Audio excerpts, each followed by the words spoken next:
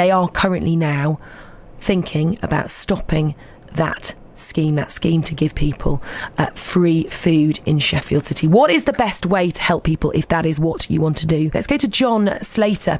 He helped set up the Pending Coffee scheme in Sheffield, which is very similar to what's been going on at Nourish. John, I wonder how you feel about what we've been hearing with what's been happening with Nourish. Hi, Kat. Yeah, it's very unfortunate that there are people that, I think at both ends of the spectrum, that are taking advantage of people's generosity, really. I mean, it happens on the high-end scale as well as it does, at the bottom, I guess. I'm not in a position to kind of give people advice as to what they should do, but I would certainly agree with the Archer Project statement. Please don't be discouraged by helping those that are genuinely in need. And I think, as with the Pending Coffee scheme, the owners of the cafes have to make their own judgment, I guess. And it is a sad thing that people are exploiting that generosity. Why did you decide to set up a Pending Coffee scheme to help homeless people as opposed to anything else? My wife Jenny and I, we'd volunteered at Hark that takes place between Christmas and New Year at the Archer Project. We volunteered there for a couple of days. It really sort of opened our eyes up. We'd already got our own kind of preconceptions, I guess, as to what homelessness was all about. But until you're actually stepping into that environment, I don't believe anyone has a full picture. So we left that with the sense of feeling that we should do more. So that's when we set up Pending Coffee, and there are similar schemes happening in other countries, and we'd had a look around. At the time, we'd not seen anything happening like that in the UK, certainly not in Sheffield.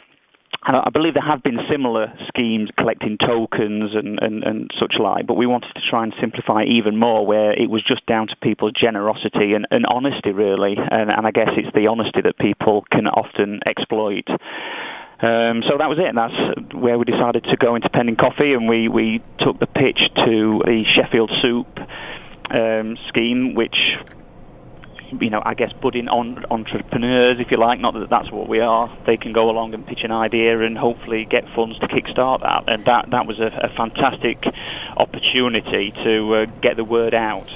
And I wonder, how long has Pending Coffee's been running? It's been running a while, hasn't it? It's 2 years since October.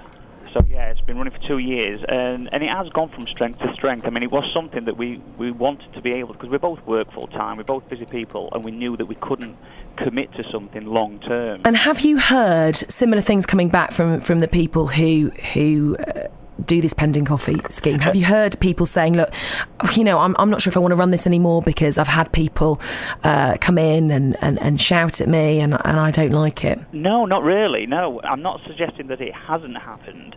But certainly, I mean, we often, drink in these places ourselves. So, it's a good opportunity to have a catch-up. But from our experience, it's not something that I would say is commonplace at all. I'm sure there are people that take advantage of that, but then that's down to the individual establishment, I guess, to make that judgment. And isn't that sort of the way that the world works anyway? Whenever you have anything that is based on generosity, someone out there will take advantage. Someone out there will behave in a way that you wouldn't expect. And it sort of goes with the territory, sad as it is to say. Well, it does, and as I said to you at the beginning, that this unfortunately happens at opposite ends of the spectrum, and everywhere in between as well. I mean, without turning it into a political debate, we're all feeling at some point that we're being had as well. The people that are working very hard, and certainly the people that are unfortunate enough to be living on the streets.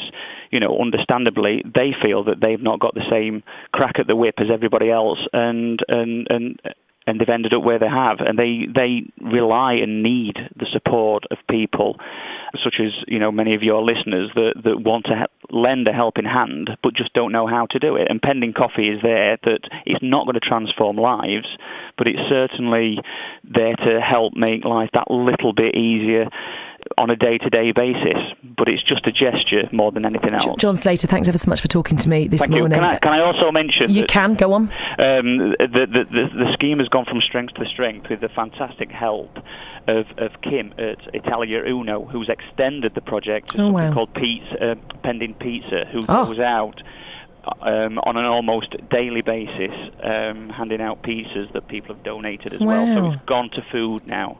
You know, she obviously encounters things by being there on the street. Yeah. But I would say that the feedback that she gives is 95% positive, which is fantastic. John, great to talk to you. John Slater helped set up the Pending Coffee Scheme in Sheffield.